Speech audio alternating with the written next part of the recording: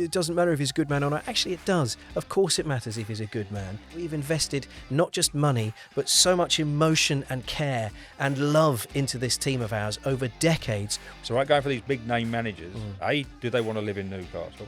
B, do they sort of like, they get the area, they get what it's all about? Most of the players that we have seen play 8 out of 10s consistently are now giving us 3 out of 10 performances and have done for many, many, many games. Is it because Eddie's lost the dressing room, or is it because ultimately these are mercenary so-and-sos that don't actually care and that want away? You weren't calling them mercenaries 6 months ago. Because they were caring and giving us stuff, because they were showing up. I think there's something wrong in the environment. I don't know what it is, but it's hard for me to go, right, it's definitely that man. Hello, you. Welcome to the very latest episode of Adopted Geordies, the Newcastle United podcast that features not one but 2 former captains from the club. Sat with me every week as ever. It is the Thunderthide hero, as he was referred to. You noticed. Finally, Rob's been keeping them available all these years, and I haven't noticed until Graham Swan points it out. Yes, indeed, we have the superstar that is Mr. Rob Lee. He is the mainstay, the man who I know you all listen to and literally hang on his every word, because he is ultimately the voice of authority when it comes to the club. But we also have Amber Keegan Stobbs, former captain of the Lasses, and she's hoping to drop in this week as well. She's currently training literally as we record this on Monday, and she's trying to race home because she's got a few things to say as well. Because as we know, Rob, we can't hide away from it, can we? Things are not easy right now. There's trouble at mill, as they would say. We are on choppy waters. We are going through a rough, difficult, challenging time. It's not much fun. And, well, we just have to come straight out with it, Rob, don't we? Is Eddie in trouble? Like proper trouble? Well, I think a few weeks ago I said to you no.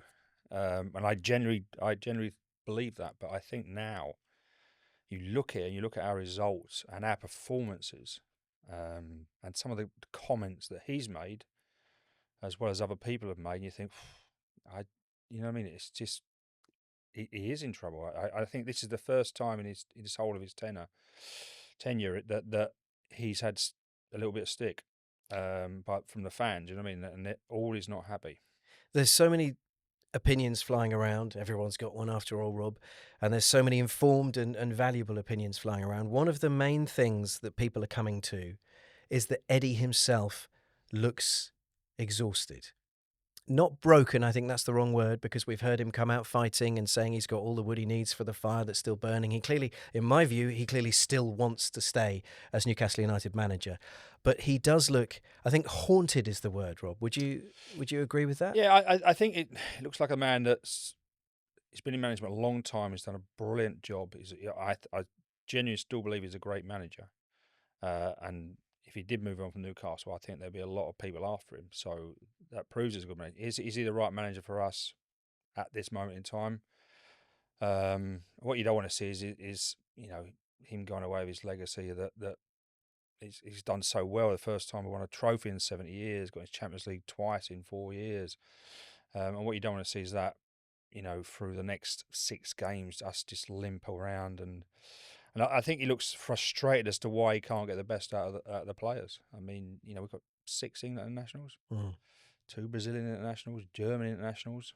And Italian international doesn't mean so much these days, but and international probably doesn't mean so much these days, but they are international players, and I think he looks, why are they not performing? And I think he's actually, in my opinion, he just looks like I don't know why it is. He doesn't know why he can't get the best out of these players. There are some things that we should talk about, Rob, that have come out of press conferences.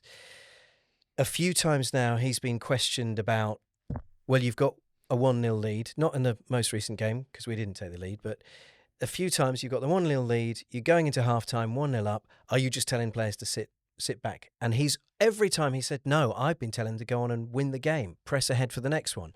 And it's been clear from what he's been saying that he's intimating there, they're not following instructions. They're not doing what we're saying. Then another thing that everyone has made a lot of, and I want to bring up the 7-second pause here, Rob. He mentioned how he has the fire, he has the desire, he wants to keep winning for this team, wants to stay. And one of the journalists rightly said, okay, you've got it. What about your players? And he had this 7-second pause before saying, well, I can't answer for them, but, I'm seeing in training lots of good things. Then we have your best buddy, Mr. Shearer, questions very openly on American television. I saw it for myself because my friend had a stream at his house and we were watching live. And firstly, he said he feels that Eddie won't be there come the summer. And secondly, he went two-footed on Anthony Gordon. He said, if I'm wrong, I apologise, but I don't believe Gordon's got an injury. I think he's sitting it out. And we'd already heard from Eddie that he would only be picking players that he believed wanted to fight for the club. Now, that's effectively, I've bunched together a load of things for you there, Rob, as Exhibit A. What's going on? Has he lost the dressing room, in your opinion? Well, I think the 7-second pause is, Eddie's a clever guy. He's not stupid. Most managers, when questioned about their attitude of their players, will come straight out and say, "No, listen, they're in it." So he knew what he was doing. So he obviously has a problem with a few of their players, and the fact that they're not getting picked, the fact that we're not playing 130 million worth of talent we bought in Voldemar and Wissa, and we're playing a young kid up front, a kid that we've tried to sell a couple of times. Yes, there must be a reason other than the football reason as to why that's not being played. Again, the way that we play, the way that Eddie has always played, never changes. The two wingers, quick people up front to hit people on the break. And I think you're right. We go 1-0 up, and sometimes, I always go back to Kevin Keegan, always. And, he used to say, go at teams. We go 1-0 up, then keep going. Go get 2, go get 3. We never seem to do that.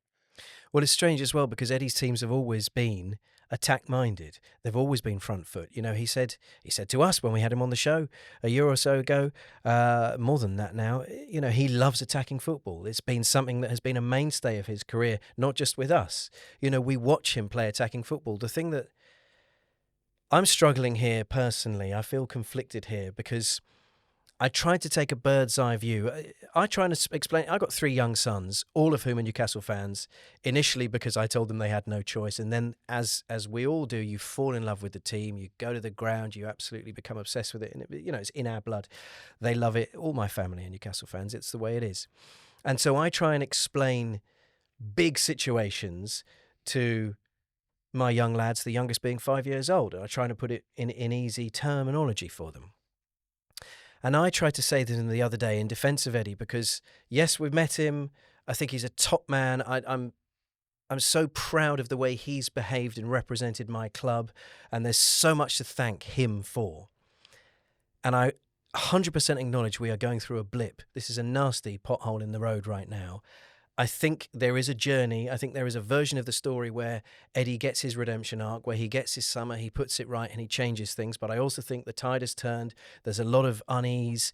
There's some challenges within the playing staff and so on. But I said to them, look, imagine we had him for 10 years. And I said to you that for 2 of those seasons, we weren't going to do great. We were going to finish in the bottom half. We weren't going to win a cup. We weren't going to do Champions League. But the 8 of the seasons, we're doing really well. We're finishing the Champions League. We're beating all the big teams. We're having a right old run in the cups. We're having a good time of it. You'd accept that. Any manager. Yeah, I understand what you're saying, but you could say about any manager. You could say that about if any manager at any club. Listen, we'll take 2 years, but would you tolerate 2 years of? You wouldn't. Any other club. I mean, what's our? What's for the last 9 games? Is it or? Our current record is atrocious, Rob. Yeah. We're right down the bottom. 8 out of 11 with losses. 8 of 11 losses. Yeah. Any other club, you're gone. I think. So I think Eddie is in his period of because he's won the cup for us, because he's got Champions League. You don't forget. What was it? 5 weeks ago, we were sitting here. We were in the Champions League. Mm-hmm. We were in the semi-final of the Carabao Cup. We're still in the FA Cup. Yeah. And we're sitting 6th, 7th, or 8th in the league, and that was everyone looked rosy. Within 2 or 3 weeks after that, we got knocked out by Man City. Well, that's the thing, the FA Cup. The case to defend Eddie Howe is very strong. The teams that knocked us out of both the cups were Manchester City, for goodness sake, who are almost certainly going to go on and win the league. They're Manchester City. They're brilliant, and they blew us away. And actually, we got educated by them because we thought we were a good side, and they really schooled us. The team that knocked us out of the Champions League was Barcelona. Now, we had an amazing experience at St James's Park, 1-1, but we should have beaten them 1-0, but for a dodgy decision and extra time and all the rest of it. It's happened to us a lot, but we went toe-to-toe with them. We looked like a phenomenally, brilliantly organised, exciting, dedicated, committed team. This was not long ago, Rob. Then, and this feels to me the moment it went wrong, we were humiliated at their place in the second half. Not the first half. Yeah. You know, we went in 2-3 down, but we'd come back twice. We were on the front foot. We looked excited. And we're led to believe that in the dressing room at halftime, Eddie said, come on, let's go for it. But the players were kind of intimidated, whatever it was. They were feeling scared. They were feeling under pressure. Then we got absolutely destroyed, shipped 5 in the second half. And for me, we haven't had any sort of wind in our sails since then. We then get beaten by Sunderland and da-da-da-da-da. We know the rest. And that's when we need our big players to stand up. Well, that's what I'm saying. We need our leaders to come forward, and we're missing Bruno as a leader. But again, he's not your typical leader. I don't think we've got many leaders. Dan Burno, I'll consider he's a leader, but he hasn't been playing. Who else are our leaders? And Bruno's totally different. He's a brilliant footballer, but he's not one that's going to shout and bawl. And when I first came, we had Barry Venison.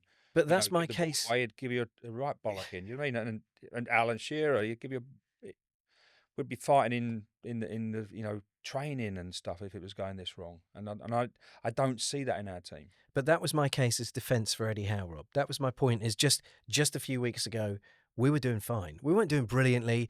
We've given away, more points from leading positions than any other club in the history of football and all this kind of stuff.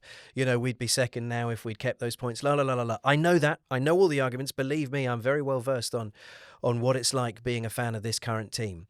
It's a challenge. It's exhausting. I'm just trying to present a balanced view because I'm seeing certain podcasts, certain journalists that are just going two-footed in on Eddie going, he needs to go, he's lost it. And I'm not saying he doesn't and he hasn't. I'm trying to present a balanced view because I'm hearing from plenty of fans as well, give him time, he's a good man. And some say, it doesn't matter if he's a good man or not. Actually, it does. Of course it matters if he's a good man. This is our club. We have respect. We've invested not just money, but so much emotion and care and love into this team of ours over decades. We want the person that's at the helm. We want the person who was unveiled in a gigantic flag on the side of the hotel just this time last year, by the way, to be a good man. We want him to represent us and be a decent person. We don't want some kind of snarling, nasty, sarcastic, unpleasant human being. We want to be represented by class people. And Eddie is absolutely a class person. Does that mean he's the right person to be picking the team right now, to be making the substitutions, which people say are predictable, to be setting out the formation, which is always the same? Maybe not. But I actually say, if he's a good guy, let's give him a little bit of credit and respect as well. I've always said he's always got Newcastle. I've always said the manager of Newcastle has to get the area, get the club, get the fans, get the whole thing. And he has always got that. Kevin was it, Bobby, obviously. And the managers that do well, what worries me is be careful what you wish for. So as much as I agree with what you're saying, and we're both sort of like trying to give an opinion of for both sides, but careful what you wish for. When we got rid of Keegan, it didn't work out for years. Then we got Bobby in, got rid of Bobby, it didn't work out for years. Now if we get rid of Eddie, we've got to be very careful who we bring in. They're the right. So right, going for these big name managers. A, do they want to live in Newcastle? Do you mean? B, do they sort of like they get the area, they get what it's all about? Because it's not just about we'll bring a big manager in, because that's what I think our owners will look to do, because that's what people in the Middle East do. That's what they'll do. And they go for a recognisable name.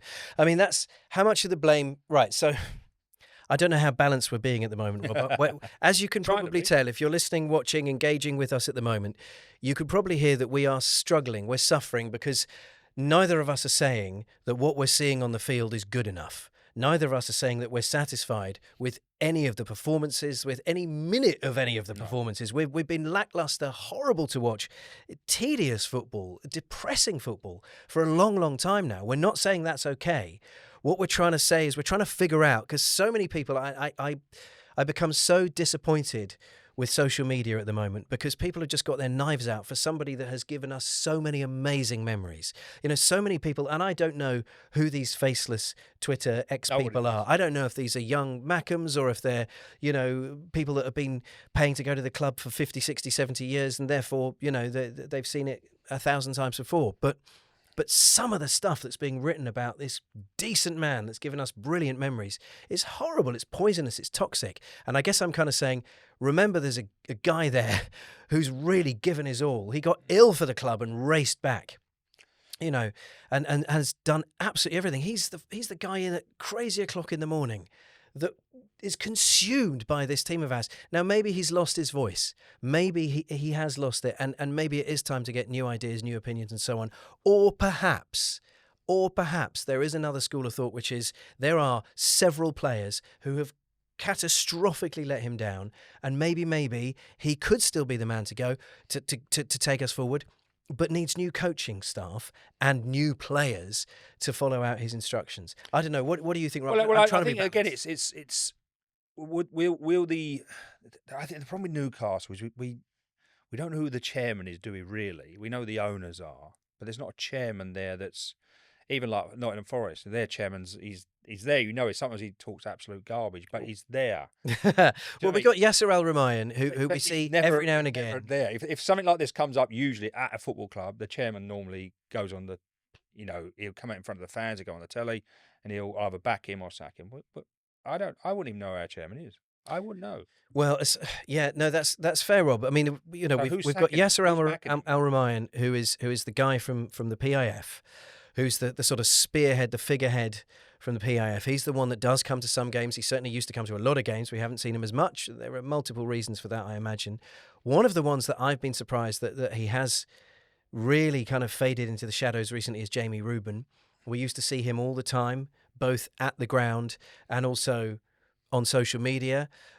He doesn't seem to be anywhere near as prolific or as heavily involved as we were used to. Certainly, I mean, we're missing Amanda and Murdad. That's so easy to say, and we don't know what the sort of ins and outs of that are. But just from a PR perspective, from a connection to the fan base perspective, they haven't been filled. There's David Hopkinson now, the CEO. He's doing plenty of interviews and making lots of headlines with various different journalists, Project 2030 in particular, biggest club in the world and so on. But he seems to be more a commercial guy than a football guy. If I'm wrong there, I apologise, but it strikes me as being he's brilliant at bringing revenue into the club and kind of doing his 100-day review and so on and so forth. But is he the guy that's going to have a list of managers that he's phoning? Who's making that decision to get rid of Eddie? Or keep Eddie? Who's making that decision? One person will have that to make that decision. So who is it? Do we know at our club? No. Yeah. Who's actually going to sack Eddie Howe or back Eddie Howe? That's what I'd love to know. I'd love to know who it is. I would have thought it would be the Yasser Al Rumayyan, because I imagine he's the guy that gave him the job. I don't know if Eddie outranks the rest of them. Well, we don't know, do we? Because I'm sure he holds a lot of power. Newcastle is slightly different to everybody else, I think, because we just don't know. I don't know. I generally don't know who the chairman is. I wouldn't. If someone asked me in a quiz, who wants to be a millionaire, the chairman of Newcastle, I think everyone would expect me to get it. I would not have a clue. I think what we're crying out for, hearing what you're saying there, Rob, and you're absolutely right. I think what we're crying out for as a fan base is some clarity and some communication. I think that's what we need, isn't it? We need to hear. There's so many question marks about the training ground and the stadium and all that kind of stuff, but the immediate picture right now is so long. Eddie and the players. So long. That's both of them are going so long. Why have they taken so long to do it? Why? What's the reasoning? Why didn't someone come out and say, "Listen, this is the reason why we training ground's not gone through. This is what we're doing about the ground."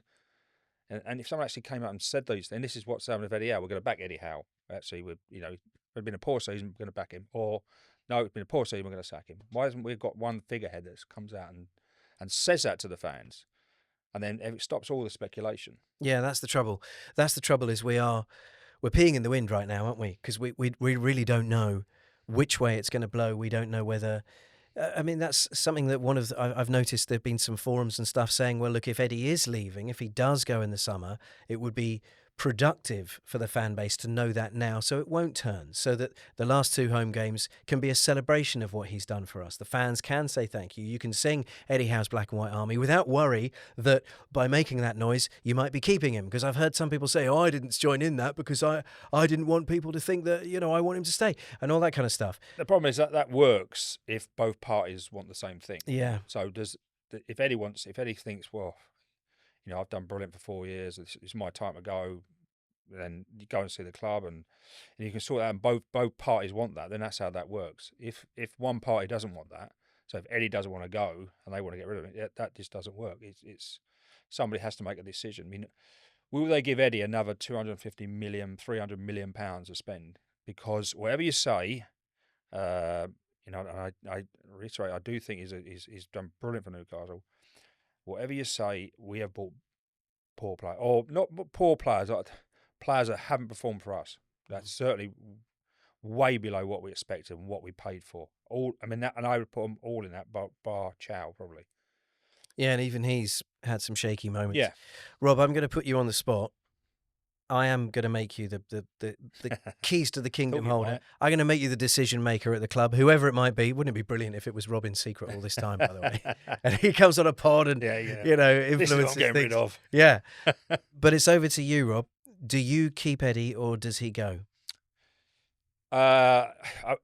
It's a really, really difficult question. But, you know, I think, as I said before, if someone else in the Premier League loses 8 out of 11, for a club like the size of Newcastle, then I would suggest that his time is either up or coming very, very close. If he has lost the dressing room, then if it's, as a manager, if you lose the dressing room, that's you're done. Are there signs there that he has? Well, obviously the 7-second pause is a huge sign. You know, the fact that I want to put players on the field who are committed to Newcastle United, then that would say yes. I'm not putting words in your mouth, Rob. I'm going to double check with you because Raoul got very upset with me when he thought I rephrased what he'd said. Are you saying for you now, Rob, that's it, it's time to go, Eddie? No, I'm not. I'm not one of those that are saying that, really. No, because I said, you know, only 3-4 weeks ago on this pod, I said he's still the guy for me. But then our results have got worse, and I expected them to pick up a bit, especially you know, after the Sunderland, you know, debacle. Yeah. I expected everyone to go, wow, we played terrible against them and we didn't give enough fight. And I expected us to come out, but we haven't done that. And if that's down to the manager and if he's lost the dressing room, then it is time for him to go. Yeah. Unfortunately, because I still think. So is it time for him to go? Because that's the thing. I'm trying to get an answer to it because I'm not going to misquote you, but you sound like you're saying yes and then you're saying no. Well, so I can't tell which way you're leaning. It's normally I'd be cut and dry, but it's because, you know, I just look at it and I think am I as the owner of this football club going to give him another £300 million because you've wasted, whether that's his fault or the player's fault, but he's at the end of the day one person gets the blame for that, and that's the manager. So I'd be reluctant to give him another 300 million. So there's my answer. So it is time to go, based on that. Based on that, I think, you know, and I look at him and he look as you said before, he looks tired, looks knackered of it all, and as well. So and everybody does have their sell by date. You know, Mourinho don't last 2 years at every club. He don't go further than that. Well, you've pushed the bingo button there. Rob has hit the word Mourinho. So let's have a little word on him. I am wondering, and this is pure, like this is whole conspiracy theory stuff here. So I am just pulling this out of my own crazy theories. For months and months and months, whenever people say Jose Mourinho should be the manager of Newcastle United, people have piled on. People have said, "Oh, don't be ridiculous. He's a spent force. He's not the manager he was since 2016." Da da da da da. You know, he hasn't been the same since getting let go by Spurs and so on. There's all these arguments. There've been all these arguments saying, no. Doesn't matter that he has a connection to the club through Sir Bobby. Definitely not. But the last 3 or 4 weeks, some big accounts have started bigging up Jose Mourinho, and his name keeps coming back and coming back and coming back. Now, I don't know if these are super informed ex-accounts or whether they're just people that have been encouraged to say positive things about Jose Mourinho to Newcastle United. There's a conspiracy theorist in me that wonders if there's a PR machine somewhere that's pumping that name out and getting all these spurious accounts to start pushing the name.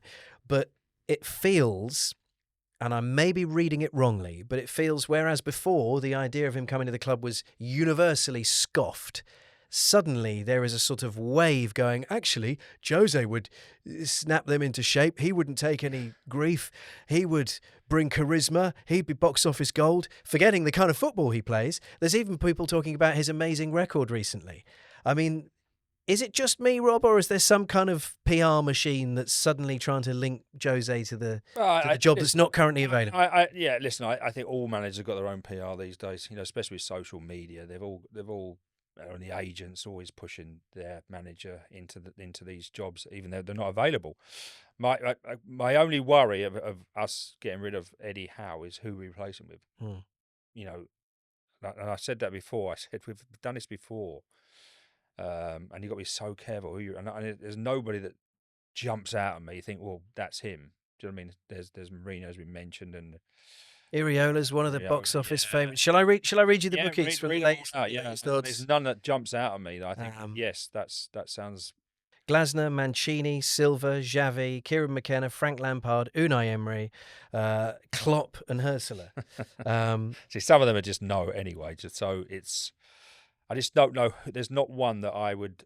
If you know, I think if there was one that stuck out that he's available, we can get him straight away, then maybe they make that decision. But I just, as much as I've just said that I think it's his time to go, I would be really struggling if I was in charge. Who would get to replace? It's so depressing, isn't it, Rob? It makes me feel really sad. I've got to say, I'm finding this really kind of. I don't feel like I've got splinters in me arsehole, but yeah, because I'm just sitting, keep jumping about on the. I do, yeah, and it's I'm normally not like that, but I just we'll have already clipped up a bit for social saying you want him to go, and then people will pile on you for that, and then watch the episode or agree with you, whatever it might be, and go, oh, no, hang on, he did say that, but he also said there's a version which is to stay. Maybe we should make two clips and put them out at the same time. One says stay, one says go. All I would say is, if he's lost the dressing room, then the manager always goes. Always. Well, Amber Keegan Stobbs is about to join us on a link. She used to play for the Lasses. She was the captain of the Lasses, and she now commentates. She goes to a lot of the games at St James's Park. She now commentates for local radio, so she might have a bit of an inside scoop. She knows some of the players privately as well, so maybe she might be able to give us a lean on which way she thinks it's going. So, Rob, we'll get Amber's view as well. The other thing I want to do is I want to have a really clear assessment of the players, because you're saying players have let him down. It's very obvious. There are a number of players that have stopped caring about the team, that have maybe got one eye on the World Cup or one eye on the beach, and it's so disrespectful to the fans, to the people paying their money. You could say that they've let him down. You could also say that if he's promised Voldemar when he's going to play up front and he's played him in midfield, then has Eddie let him down? Right. You know what I mean? So there is sort of like, if they just don't, because what managers sometimes sounding Eddie out to me, Rob. what managers sometimes do promise, and what they do when to get you to go to the club, and when they do what they actually do, you're at the club, is totally different. Yeah. Well, we all know that Kevin Keegan rearranged the map of England for you, so and I totally believe that. Yeah, Middlesbrough and Newcastle. Yeah, I believe Middlesbrough is further north. So let's get that out of the way. Right. Let's get our headphones on. Let's get Amber in and get her view on things as well, shall we? Right then, I'm delighted to say we do have. She's here. She's not in the building, but she's on the line. It's Amber Keegan Stobbs. Amber, we have been, thank you for being here, by the way. We have been discussing the malaise at the club right now. Rob has himself said he's getting splinters for sitting on the fence about whether he thinks Eddie should come or he should go. But Rob has ultimately said he thinks probably Eddie's time is now up. Where do you stand? I'm on the fence, which doesn't add to the there you go, see? Dynamics of the show. Doesn't really add you to gave it. us a I know, 7-second but pause also, as well. Yeah, it was a 7-second. That was I know. intended, wasn't it? Yeah, it was drama. I've got to add something. Just the pauses, they're back. It's a tough one. I don't know. And as you know, I'm not someone that's going to pretend I think a certain way just to make the podcast sound good. So I'm fully on the fence with it.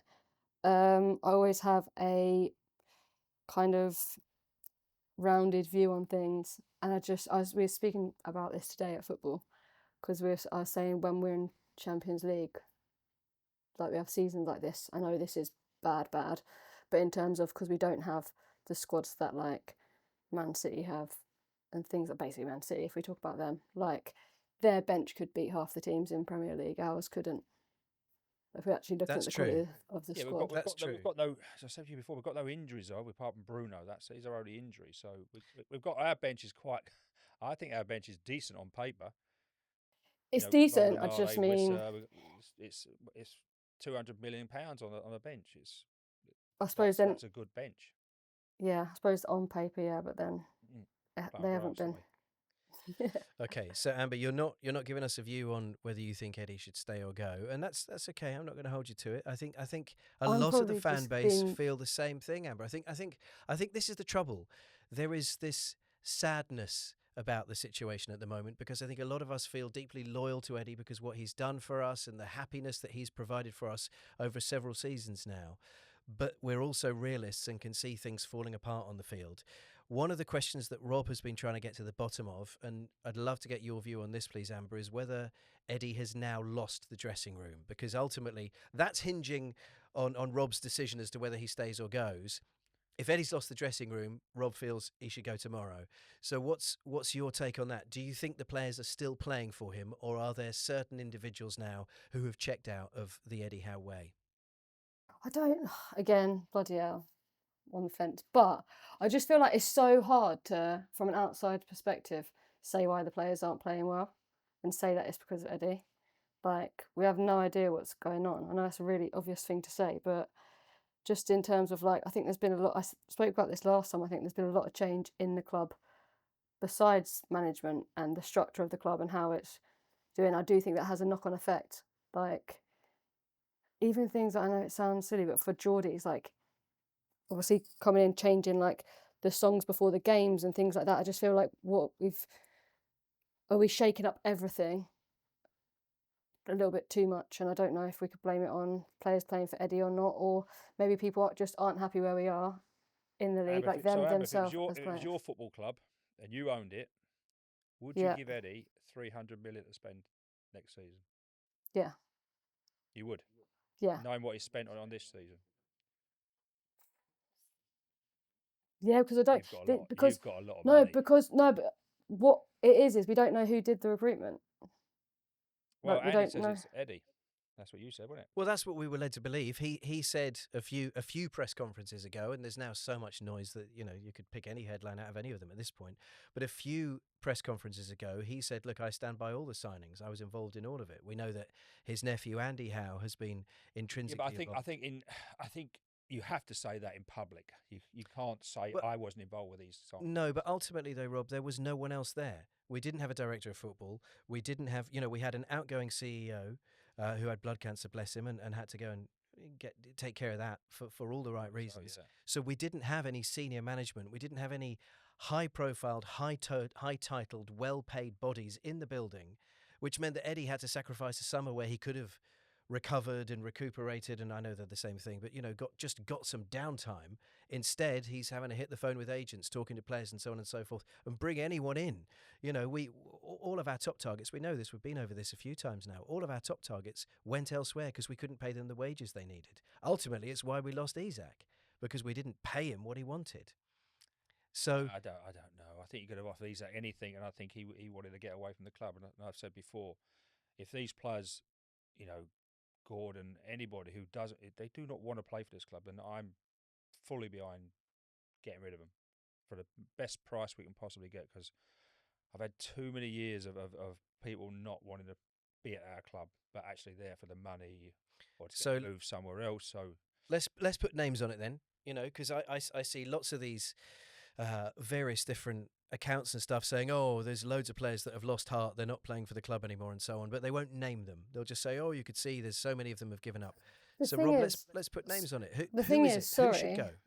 But the thing is, at the end of the day, it's professional football. So like, I understand sometimes players don't play for the club. I think that's the thing that Geordies more than anyone will kind of put it down to. But if you're a professional footballer and you want to leave a club, you can still perform. You can still... Exactly. Do you know what I mean? So I feel like a lot of the time we're just putting it down to like, oh, that person's not performing because they've lost heart for the club. Like, as a football player. That's not always the case. You don't know what's going on. Not to excuse it, but like you can still perform. Yeah, that you have ups and downs and stuff, but there's a different level. Like it's your job at the end went of through the the same day. thing with Ruud Gullit. I did not want to play for Ruud Gullit at all, but I wanted to play for the football club. And I carried on playing, and we got to a cup final. You know what I mean? And whenever he picked me, I played best as I possibly can, but I really didn't want to do it for him. So I think there's still a case of actually, even if you don't want to do it for Eddie Howe, do it for the football club. Well, don't just do it for the football club. Do it for the fact that you're getting paid a phenomenal amount of money, the sort of money that most fans would struggle to make in 10 years. They make in a week. You should do it for that. You should do it for the fact that there's professional pride. I mean, there's hundreds of reasons why players that are paid the sort of money that they're paid and in these amazingly privileged positions should be literally sweating blood. You're saying something. But they've stopped doing players. You can't say to players, do it for the money. That's for a player to say that to you. So, but that I couldn't have worked any harder if I was on £1,000 a week or £200,000 a week. You know what I mean? Yeah, but you were trying, Rob. What we're seeing on the field at the moment are players that aren't trying. So do you think they're consciously not trying? Do you think they're consciously not trying? You think they're consciously not trying? I think there are some players on the field. Let's base it on the game that we watched yesterday. I saw certain players, and I will name them because no one else seems to want to. I saw Tino Livramento not tracking back the way I've seen him successfully do in previous seasons. I saw Sandro Tonali look disillusioned at times and not putting in the shift. We are used to an all-action gladiator Sandro Tonali, who you think's exhausted in the 89th minute and somehow can go from one end of the pitch to the other and make a tackle and so on. He hasn't done that for several games. Now, I'm very much a huge fan of Sandro Tonali, the Sandro Tonali that really wants to play well. We haven't seen that for a while. Anthony Gordon, with this injury that your pal Mr. Alan Shearer questioned openly on American television over the weekend. Is he actually injured, or is he just not up for the fight? Is he trying to save himself for a move away and for the World Cup? We're seeing that. What's happened to Wissa? I mean, there's a guy that isn't getting started or any game time at all. Is that because he doesn't care? I didn't love seeing him swap shirts with Mateta at Crystal Palace the other day. I thought that was an atrocious thing to do. Then there's Anthony Elanga, a guy who was really very good at Nottingham Forest. He really hasn't been for Newcastle, other than the 2 goals he scored against Barcelona. Well, they. To be fair, I would even question the fact that I didn't think he played well against Barcelona. No, well, we lost the game 7-2, so scored 2 goals. Nobody played that well. It's not often you say that, but so those are some players. Then Sven Botman does not seem like the player that we used to have. I think injuries have taken away a lot of his ability. He seems so much slower. It's like he's playing on, half speed these days. But I'm going 2-footed at the moment because no one else is. Yeah, but I'm naming them right now. You've just named so many players. Normally, if a team's doing bad, you can name 2 or 3. You've just named 7, 8 players that you think are not. Do you disagree? If I'm being brutally honest, I didn't see the game, but the games I've seen, there's certainly no, and I've said it for the last 3-4 months. The players that we brought in have not played the way that we thought they would play. They have not made us a better team. We are a worse team now when they're playing in our team. Our team, when we won the cup a year ago, is a better team than having that £250 million worth of talent we bought, put into our team, because none of them get in the team. None of them. Okay. What about the players that were here already? Osula, you think he's good enough? No, he's not good enough to lead Newcastle. He's not good enough to be Newcastle number 9. No. Harvey Barnes. I really like Harvey Barnes. I think he's had, a stop-start season for us. But yesterday he looked really distinctly average. Yeah, but again, it's Harvey Barnes. I think if you play, I don't know Harvey Barnes, but I think if you play him, I don't think he'd go on a pitch and to not play well. I think he scores goals. I've always said I think he's on his day is our best winger, and I include Gordon now. I think he scores. I think he works hard, and I don't think he'd play not play well on purpose. Amber, what's your view? Because Rob doesn't seem to be agreeing with me, calling out some of these players. No, you can call these players out. That's you're entitled to that. I'm just saying, if you're calling that many of our players out, it's not down to the players, surely. I am saying it's down to the players. Well, I see what you mean, because that's what I'm trying. This is what I'm trying to get back to, which neither of you are actually giving me an answer on, which is, has Eddie lost the dressing room? And I've had to cite the fact that most of the players that we have seen play 8 out of 10s consistently are now giving us 3 out of 10 performances, and have done for many, many, many games. You know, most of these players are not playing to the best of their abilities. And I'm trying to ask you, is it because Eddie's lost the dressing room, or is it because ultimately these are mercenary so-and-sos that don't actually care and that want away, and they're making that clear because they've seen Isak get away with it and they're thinking, well, that's how do we get out? We stop trying. Well, yeah, And it's going to be a good man has to pay for it because they don't weren't care. calling them mercenaries 6 months ago. Because they were caring and giving us stuff, because they were showing up. So it could be, it could be other things why they haven't played well. That don't like the tactics. They don't go on with the manager. This is all these things. That's what I'm asking, Rob. I'm trying to get an answer from you guys. Has he lost the dressing room? Well, no, but we don't That's know not the that. answer. As a football, I think it's probably really like, I know I'm in a different world. I'm in women's football, right? Like, but like, it's very different having, I guess at the end of the day it is a job, and having that day in, day out, where like me and Rob probably aren't like sitting on the fence. We're probably just thinking in a more rounded like sort of thing, in the terms of like, we know what it's like to play for a team when things aren't going well but you can't put your finger on it. Know what it's like to play for a team when everything's going well but you might not like the manager. Like, there's so many different scenarios and things you can be in a football team, that's why for me it's difficult to just assume that it's one thing.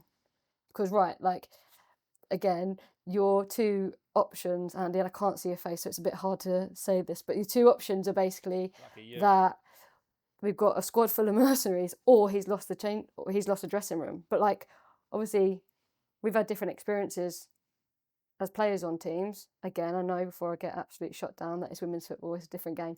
But in terms of like, that's why it's harder to assume and just go, right, I reckon it's that. That's where my thing is, because obviously I'm quite big on sports psychology, and that's my background education wise, is like psychology and like well-being and people. So like, I think there's something wrong in the environment. I don't know what it is, but it's hard for me to go, right, it's definitely that man, or that's they definitely don't care. If you think about the playing from a point of pressure, which I know is the job and you should just like rose these up and embrace it and enjoy it, but we're underperforming.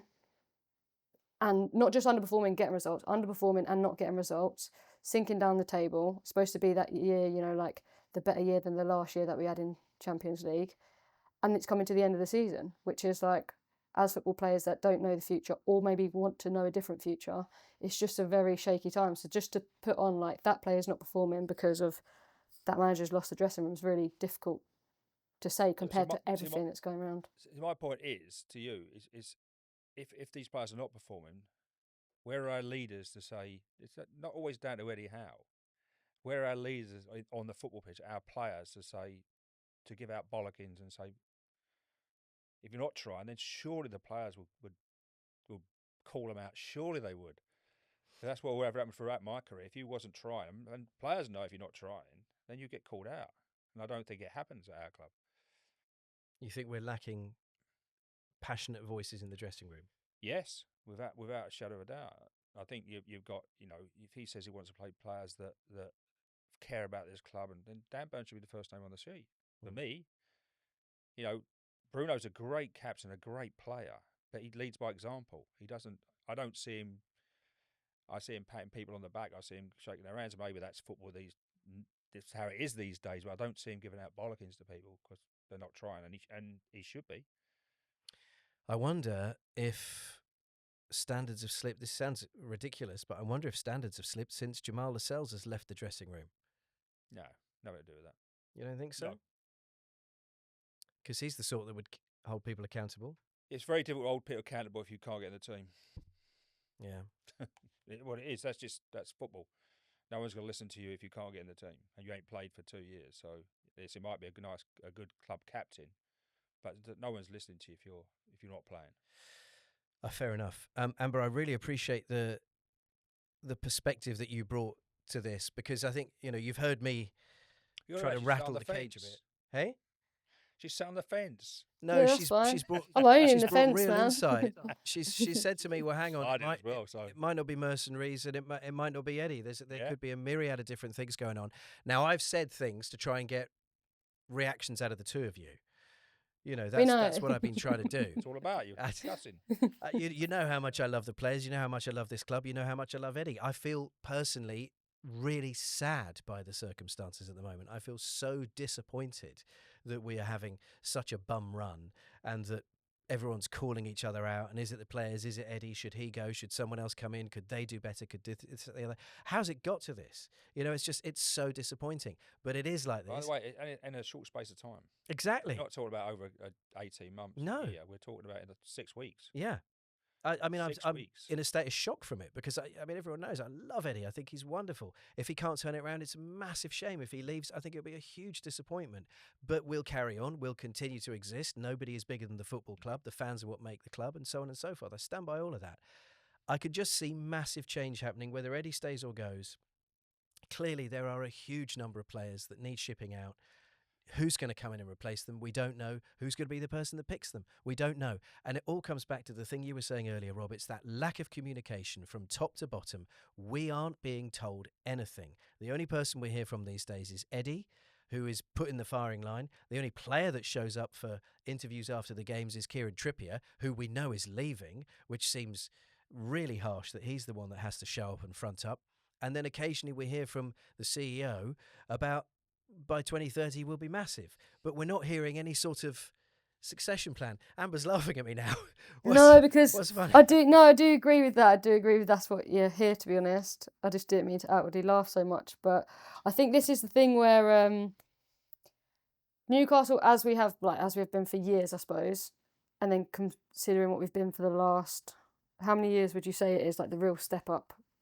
Like, I don't know, 4, 5 years. 4 years. 4 or 5 years, 4 right? years, yeah. But I think the thing is, if we want to compete, there's an element of when do we stop functioning as Northeast Newcastle, like the club that are people first, are built on the history of Newcastle and stuff like that, which I think has got us so far.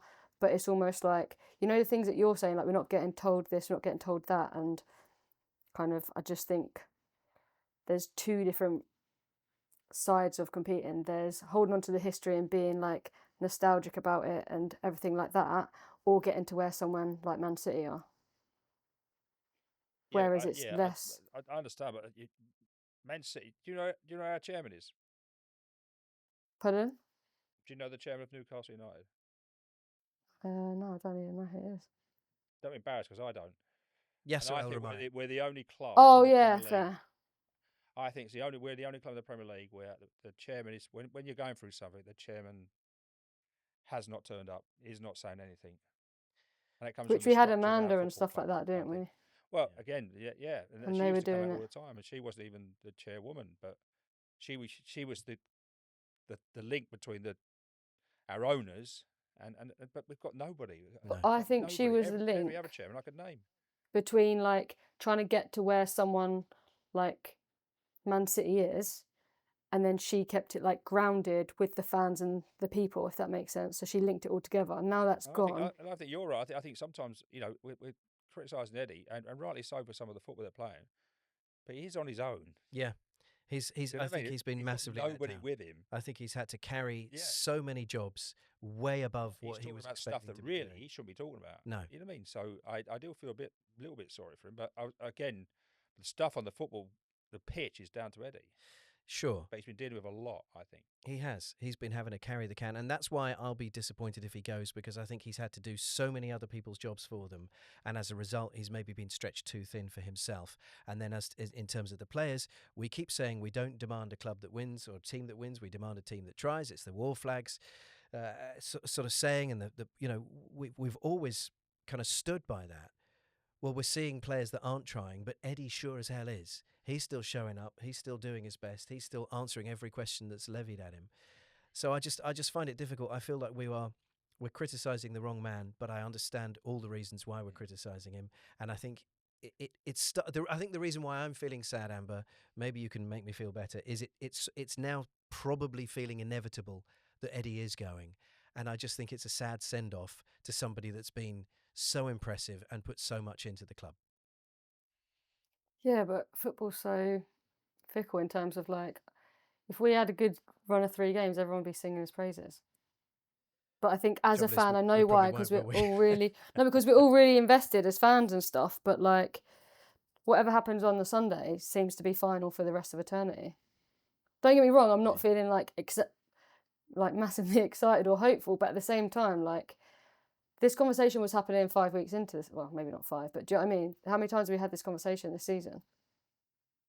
But I know at the end and the last weeks is different, right? Because it's a continuous conversation. But we spoke before, I think, when I first came on, it was like up, down, like just in terms of that. I But don't think at we're the end of having the any day, it's ups just at the moment, football. are we? I'd No, take it that's up what right I'm now. saying though. But Yeah. Up, down is Newcastle. That's even when I played it, up, down, that's It's been a steady down. That's been a for Newcastle several fan. weeks. You know what I mean? Yeah. Recently, there's been no ups. I thought we'd make ourselves feel I better. know. I thought we'd come up with some answers. We're going to have to go because That's- we're running out of time, and we need to get Amber's link before she I disappears. should have joined. I should have joined later. Run from training quicker. Listen, Oh we yeah, haven't I come up with know. any solutions. I'm talking to the people that have spent their time watching, listening to us across the season and before, and of course over this episode. So many of you get in touch now. So many of you add comments and feedback, and I've been trying to be really clear that we hear you, whether you're Eddie in, Eddie out, player in, player out, whatever it might be. You're not wrong. It's your opinion. We all love the same club. We all probably right now feel a little bit sad rather than anything else. We'd love to hear from you. Tell us whether you're Eddie in or Eddie out. We're not going to tell you you're right or wrong. Explain your view. We'd love to see what the temperature is for the people that follow Adopted Geordies. I think there are probably plenty of people that stay Eddie in, and I understand the ones that are Eddie out. I thought we'd have some answers today. We've kind of walked ourselves into further confusion. One thing I am proud of, though, is that we keep pulling together as a fan base. We will cheer on whoever shows up for this club of ours, whether they're in the dugout or on the pitch. And we just want to see some pride, don't we? 5 more games. Let's get a few more points, huh? That's my view. And play well. And play Attack well. team. Yeah, let's Like the not old just roll days. over. Let's not Come just on. roll over. Amber, thank you for joining us. Rob, as ever, thank you for your insight and fence-sitting excellence. It is appreciated. We'll see you again next week. Probably. More of the same. Or sitting on the fence next week on Adoptive Geordies. It can't even get the name right. It's not Adoptive Geordies. Dear me. Is it not? No, it's Adopted. Dear God. Adopted. We'll see you next week. We'll see you for more Adopted Geordies next week. Adopted. What's happening at Newcastle United is something that pretty much happens in most of our lives. It happens every day. We appear to be going through a breakup, and breakups are volatile, and they're painful, and especially when that partner is somebody who has taken you to your best days. I mean, you have to bear in mind when we did first meet, it was love at first sight, wasn't it? And it was the start of this new, exciting journey. But sometimes relationships go as far as they can, and that's okay. The thing about relationships is like, as they fall apart, it gets volatile, it gets violent, and it can cast blame. Eddie and Jason still have taken us to our best day. And from here, I think they have become complacent, but also, you know, your partner can change habits after helping you achieve something magnificent. They might become a bit of a control freak. And that appears to be what has happened with recruitment. And that needs either tweaked in the summer, and I may be in a minority here because I'm a Newcastle fan. I'm loyal, and even though the backroom staff and everything going on with the turnover of staff and the directors of football, it feels not that far off the circus under Mike Ashley. It is Newcastle United. We are a bit of a circus. I feel like there needs to be more stability there, but I still think they're good coaches. I still think they're good man managers, and I'm loyal because of that. I would still give them one season. I think they've become complacent. I think Eddie's tried to take too much control. I think, you know, particularly the players have dined out. That's the big thing. The players have dined out on this cup win for too long, and we've been too loyal, and Eddie's been too loyal. And we need a big clear up. And we need to bring in some more hungry names. And those heroes of the past need to go. I said in the Nikos Davies episode that feels some like we're watching a bit of a new team, but we do need a new team, and we need to let go of that cup win. We need to let go of our past accomplishments. We need to let go of our best days of last year if we want to create better days next year. And that might actually involve Eddie and Jason going. I still think they're great coaches. I think they need a bit of a slap round the head, a slap round the wrist, shall we say. And somebody needs to take control of recruitment, and somebody needs to hold the fort in the back. And that inquisition, that discussion needs to happen in summer. And if that can't be done, well, guess we've got to find a new partner then, don't we?